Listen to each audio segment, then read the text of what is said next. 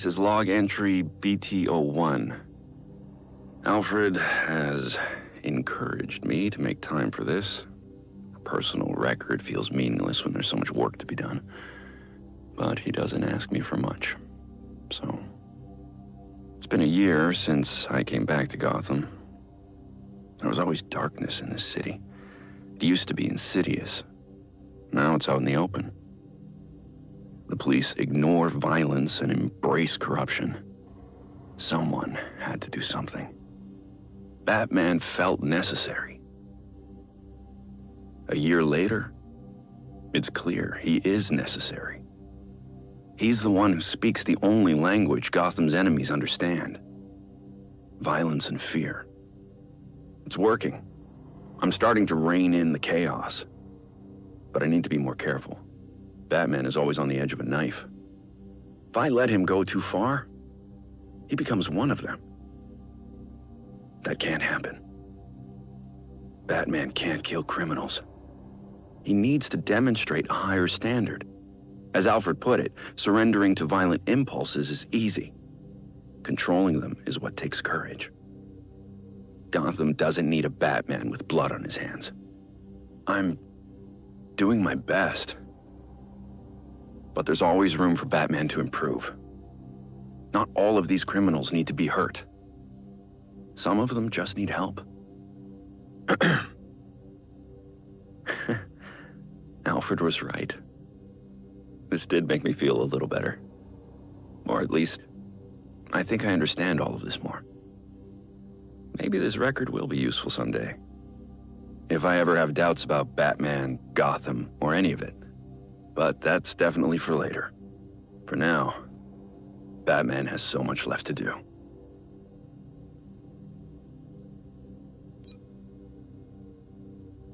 Log entry BT17. So much has changed since I recorded the first one of these. I spent the entire time thinking Batman could do this alone, in complete secrecy. But that's just not possible. Besides Alfred, there are two people on the planet who know Batman's true identity, and only because I told them. It's a risk I don't regret. Jim Gordon earned the right to know. He's the only cop in Gotham I truly trust. And I've learned so much from him, especially about how we achieve justice. I envisioned Batman as vengeance, but Jim helped me make something more out of it. I never wanted to be a detective, but I'm good at it. And he makes me better. What I like most about Jim is that he doesn't want the recognition. He only wants to do what's right. Lucius Fox has me thinking a lot about what right means. When I asked him to help Batman, Lucius wanted nothing to do with it. Justice defined by a white man with wealth and power is hardly justice, he said. It's a crusade. That's why I love Lucius. He doesn't care what Bruce Wayne thinks of him. At all. But he cares deeply about what Batman stands for. Lucius is my moral compass. Once I realized that, he finally agreed to get involved. I'm grateful he started by saying no. He was right. Batman shouldn't be a caped crusader. Gotham deserves a better kind of knight.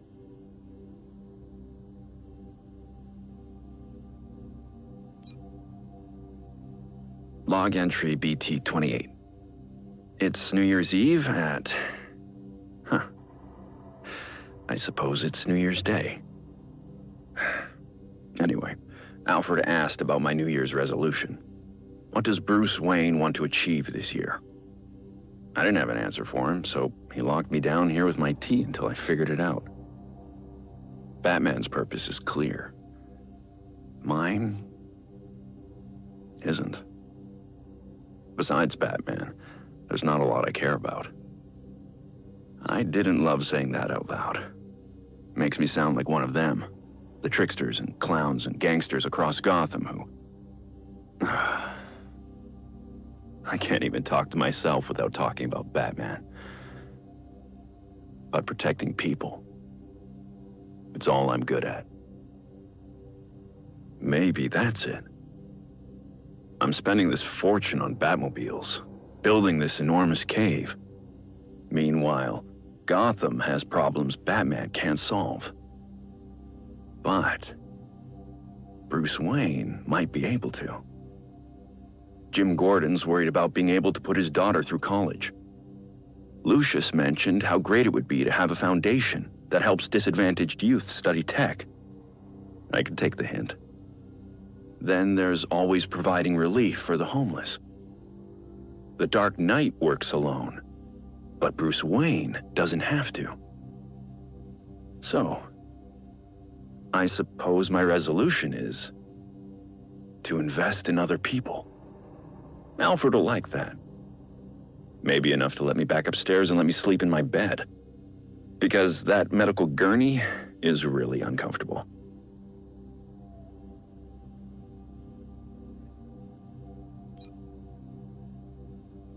Log entry BT-79.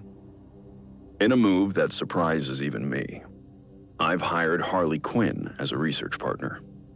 Or rather, I've hired Dr. Harleen Quinzel, a trained psychiatrist whose work in criminal profiling surpasses even mine. Of course, some of that work is based on her personal experience as a criminal.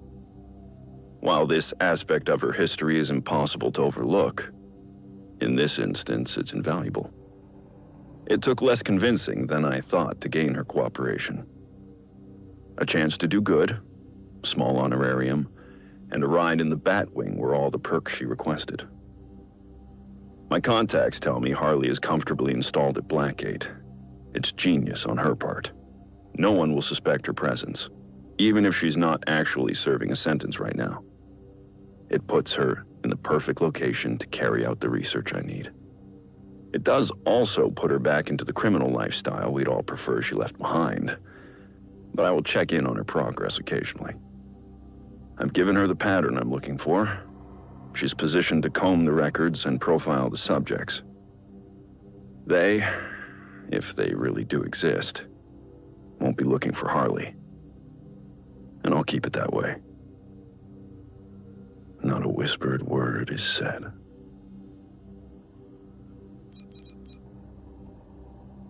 Log entry BT-33. Crossed paths with Batgirl on patrol tonight. It's been a few weeks since she joined the team. Not that she'd put it that way. She's accepted some training, resources, nothing more. Even had some choice words to share about the Batcomputer's tech. I get it. She was doing fine without me. Far better than I would have without the means I was born into. No wonder she insists on sticking to her own cases. Reminds me of someone else I know. Everything Jim has ever said about his daughter is true. I won't be the one to tell him. That's her right. He saw the corruption in the force and tried to shield her from it. So she found another way to keep Gotham safe. But she is not like Batman. Batman and Robin fight crime by cover of night. But Bruce Wayne and Dick Grayson are somehow still sheltered, in a way she isn't. She sees things that we don't. Maybe we've lived in a mansion too long. Barbara's different. She's driven by something I can't quite understand. Most people freeze up when faced with others' pain. But she sees the hurt at Gotham's core, and she has to get involved. To her, it was never a choice. Dick asked me to bring her further into the fold, to truly work together. But I'm not the one that needs convincing. Barbara insists she doesn't need me. And frankly, she's right. But Gotham does need Batgirl. We're fortunate to have her on our team, in whatever way she sees fit.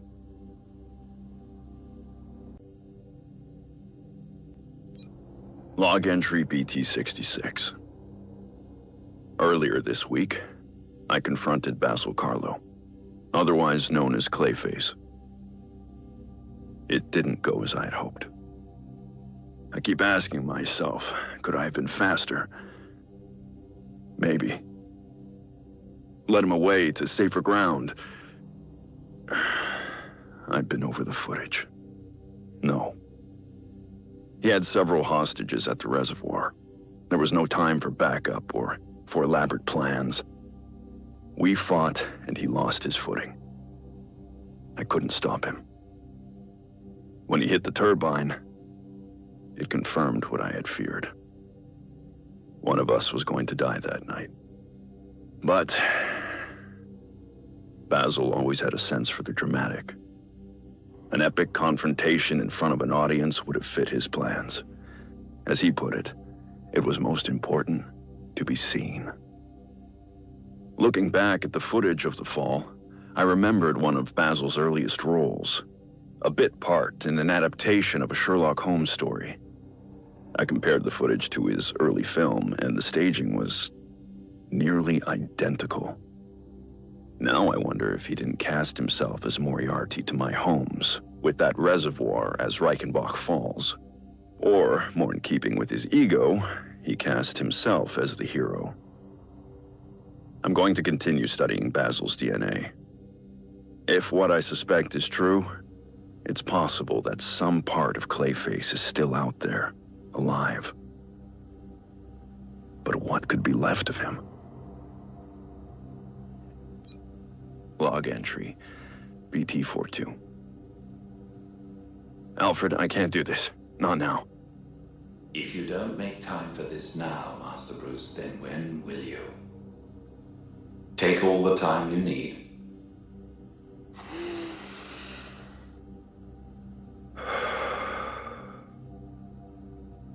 I didn't know so much could go so wrong. There's nowhere else I can go. Dick stopped by Gotham again. Our meetings lately have been strained. I pushed him away. And this time I don't know if he'll ever come back. He worried about my obsessions, but I wasn't focused nearly enough. If I was, then Barbara... She got hurt. Paralyzed. Maybe permanently. Because she was trying to help me. I let her take on too much. I should have been there. I failed her. Barbara, and Dick, and Jason. Jason barely got a chance. He could have been great for Gotham. The best kind of Robin. But he was reckless, rushing into danger like that. No. I'm responsible for this. After being too strict with Dick, I tried to give Jason more freedom. I should have been paying more attention. He went off on his own to be a hero. Then that monster murdered him for it. He was killed because of me. I'd do anything to fix this. Things I said I'd never do. Like speak with Talia again. I swore to myself I'd never consider using a Lazarus pit. The risks, even compared to death, were too great. But I had to know if resurrection was even possible. But when I tracked her down, I couldn't even ask for her help. One more thing I got wrong. And Talia just laughed. I broke almost every rule I have to bring Jason back. And I have nothing to show for it. He's really gone. 16. Batman failed. I failed everyone. I don't know how to make any of this right. But I'm going to find a way.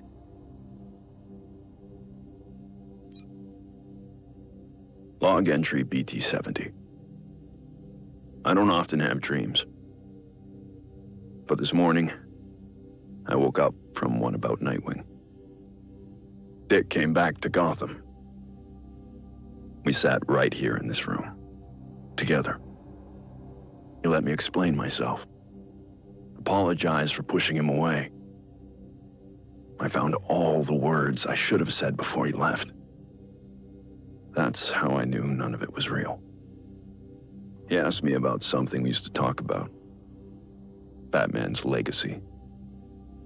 You know, who wears the cowl when Bruce Wayne can't. For years, I thought I had the answer. Every time I looked at Dick Grayson, I saw the next Batman. But Dick never wanted it. I've been monitoring his activities in Bloodhaven. It's amazing what he's accomplished on his own. His way. With courage and kindness. I see it clearly now. I don't want Nightwing to become Batman. I need Batman to be more like Nightwing. Despite everything, I just wish he was home, so we could talk. Really talk. I'd tell him how proud I really am. That Nightwing is the better version of what Batman was meant to be. That because of Dick Grayson, Bruce Wayne became a better man. I'd tell my son that I miss him. I'll tell him the next time he comes back. He doesn't need me bothering him. He doesn't need me at all. Log entry BT-55. I stopped by Victor Freeze's new cell at Blackgate earlier tonight. Victor's looking at 2 years for his latest escapade. But his cell is adapted to his condition, so in theory he can stay there for any sentence, regardless of length. I made a promise to Victor long ago that I'd try to help his wife, Nora. Recently, advancements in medical technology made that possible.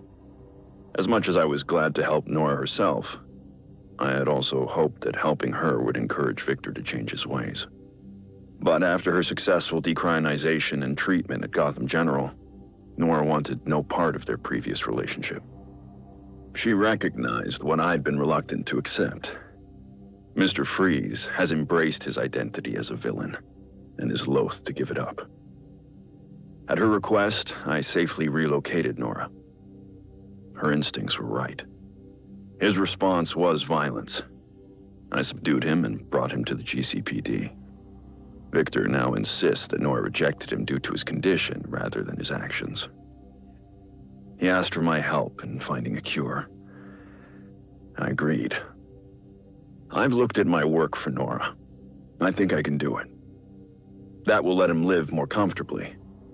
But I told him it won't bring Nora back. Until Victor accepts that his problems are because of his violent behavior, he'll keep returning to the same criminal patterns. I only hope I can make him understand that.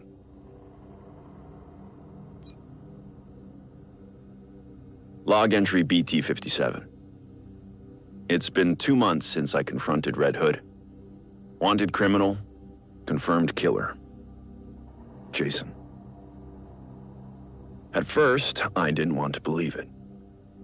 But after that shock came hope. He's still driven by a sense of justice. There's still a part of him I can recognize as Robin. He's talking to me, but he's so angry.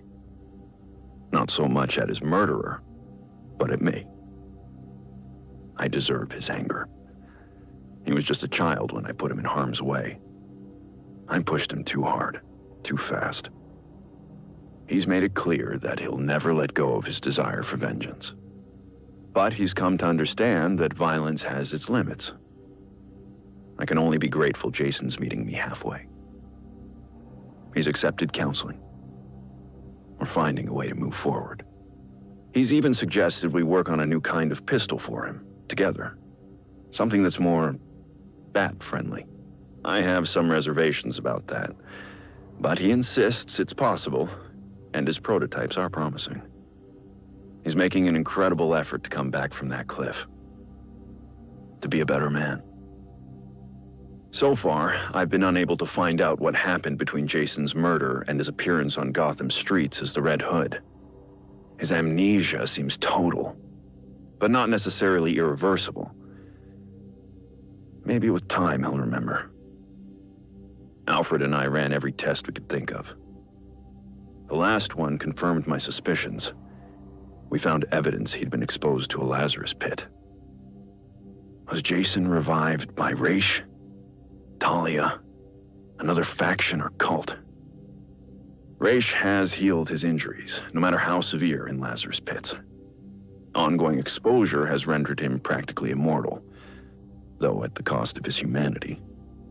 Raish's original goal when he founded the League was to destroy a corrupted society, to then rebuild it to a purer form. Now, he seems to have lost sight of any reconstruction. He views all human beings as irredeemably flawed, even Talia.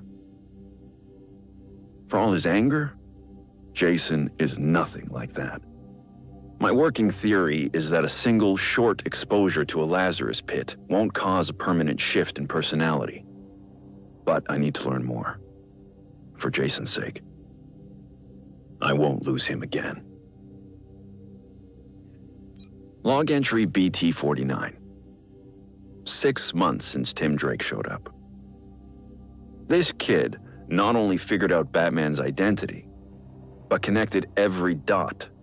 Nightwing, Alfred, Jason Todd, and at just 13. Tim is certainly smarter than I was at that age. In a raw sense, maybe even now. A natural detective. When Tim figured out who we all were, my first thought was, how did he do it? And then, how could he use this against us? Even more paranoid than usual. I've been in a dark place since Jason died. Robin's mask now feels like a curse I inflicted on Jason. And Dick.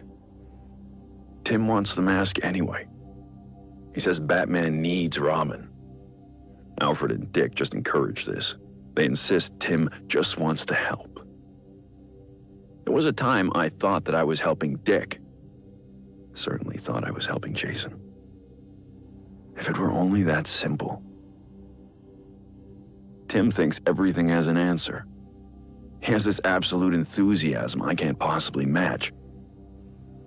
I worry I'll just grind that enthusiasm to dust, like I did with the others, whether I want to or not. It's just what I am. Though Tim would be better off without the mask. If he has to wear it, pushing him away would be dangerous. For some reason I can't understand. He trusts me. I'm certain I don't know what's best for the kid. But with all his potential, and that raw genius, maybe, just maybe, we can make this work. Log entry BT-81. I just finished packing Alfred's luggage into the taxi. I can't believe after months of nagging, he finally agreed to take a vacation. He always has an excuse. If it's not a case stopping him, he's too busy redecorating the manor or helping Tim on a project. But I could see it in his eyes when the fog rolled in, or the way he sighed as he made a cup of tea. He missed England. He says I'm so focused on stopping the next criminal that I don't appreciate what I've already accomplished. But he's guilty of that too. He's the one who works from the shadows, making sure I survive every night, every patrol. If anyone deserves a vacation, it's Alfred. I looked it up. The last time he took time off was after we captured Firefly, at least 4 years ago. I don't think he would have left if Tim hadn't promised to look after me while he's gone. Even Jason stepped in and said he would cook for me so I don't, and I quote, die from salmonella. To show his gratitude, Alfred assured us he will give Ace the fanciest treats money can buy. I swear that dog has us wrapped around his paw. Anyway, Alfred shouldn't worry so much. I'm clearly in good hands. And I'll sleep better at night knowing he'll be out of reach of the people I'm currently investigating.